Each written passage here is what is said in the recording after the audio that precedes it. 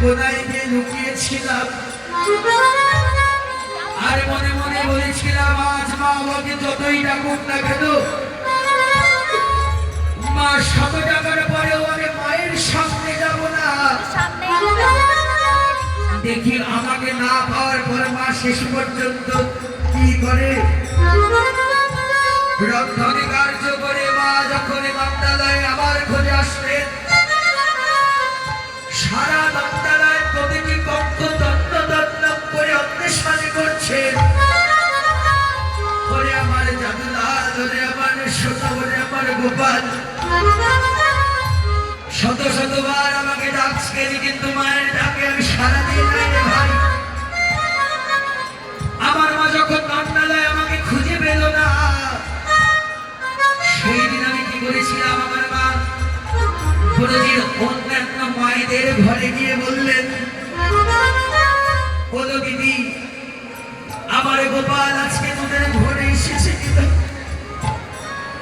পরিচিতাম সেই বিনয়ী ব্রজ মায়েদের কথা আমার অন্তর কি ছেলের মতো বিদ্ধ করেছিল। সেই ব্রজমা বলেছে তারে যশোদা দিদি তোর গোপাল আমাদের ঘরে কাজ আসে না,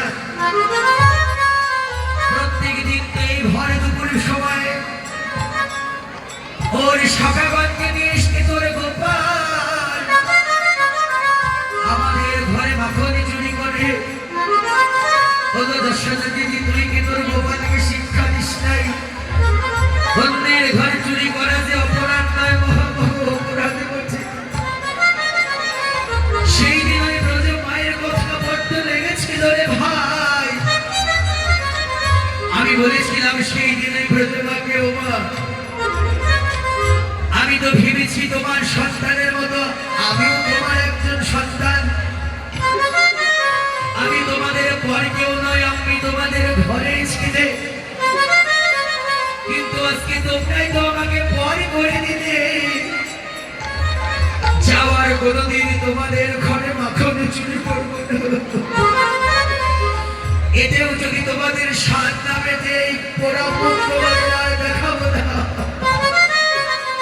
জন্মের মতো এই বৃন্দাবনে ছেড়ে চলে যাবো। সারা বৃন্দাবন আমার মা গোপাল গোপাল বলে খুঁজে যখন আমাকে পেল না, এক বট বৃক্ষের মূল কেটে দিলে বট বৃক্ষটা যেমন ধবাস করে মাটিতে পড়ে, আমার মা কি করেছিল জানিস শ্রীরাম? নন্দালয়ে এসে ধবাস করে গোপাল গোপাল গোপাল বলে যখন তারপরেও আমি মায়ের সম্মুখে গেলাম না, মা আমার একা একা কইতে লাগলেন সেখানে তো এই দেখেও আমি আমার প্রাণ রাখবো না। আমার মা দৌড়ে যমুনায় গিয়েছিল প্রাণ বিসর্জন করতে। আমি দেখলাম ভাই রে শ্রীরাম আমি এক্ষুনি আমার মাকে হারিয়ে ফেলবো। আমি পেছন থেকে মাকে জড়িয়ে ধরে বলেছি ও বাবা, কেউ কি কিছুক্ষণ সময় নিজের বাচ্চাকে না পেয়ে কি মরতে যায় এমন কোন মা কি আছে? ব্রজের সবাই বলে আমি বলে তোমার পেটের সন্তান নই, তুমি আমাকে ভালোবাসো না, এই কারণে তোমার ভালোবাসা পরীক্ষা করার জন্য আমি আমার ঘরে লুকিয়েছিলাম। আমার মা সেদিন বলেছিল ওরে গোপাল জগতে সবার ভালোবাসা পরিমাপ করলেও মায়ের ভালোবাসা যদি কখনো পরিমাপ হয় না। তুই আমার মাথায় হাত রেখে প্রতিজ্ঞা কর বাবা কোনদিন আমাকে ছেড়ে কোথাও এমন করে চলে যাবি না।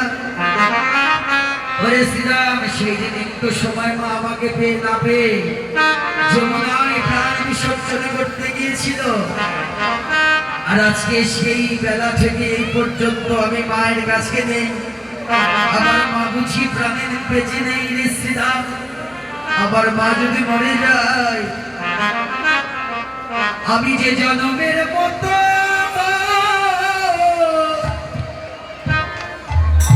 মা